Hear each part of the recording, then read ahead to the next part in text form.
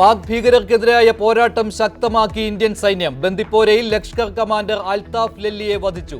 ഭീകരരെ പാലൂട്ടി വളർത്തിയതിൽ തെറ്റ് സമ്മതിച്ച് പാക് പ്രതിരോധ മന്ത്രി ഖ്വാജ ആസിഫ്.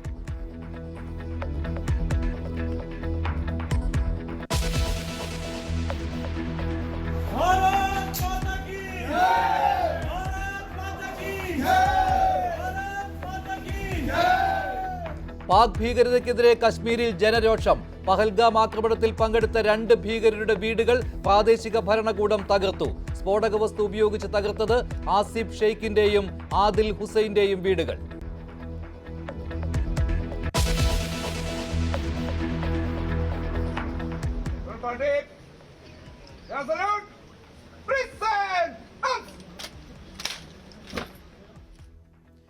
ഭീകരാക്രമണത്തിൽ കൊല്ലപ്പെട്ട കൊച്ചി സ്വദേശി എൻ രാമചന്ദ്രന് നാടിന്റെ യാത്രാമൊഴി. കണ്ണീരോടെ വിട നൽകി ബന്ധുക്കളും നാട്ടുകാരും.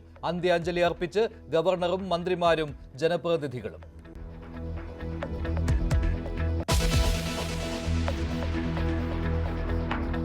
UDF പ്രവേശനത്തിന് പിന്തുണ തേടി PV അൻവർ പാണക്കാട്ട്. സാദിഖ് അലി ശിഹാബ് തങ്ങളുമായി കൂടിക്കാഴ്ച നടത്തി. ലീഗിന്റെ നിലപാട് അനുകൂലമെന്ന് അൻവർ.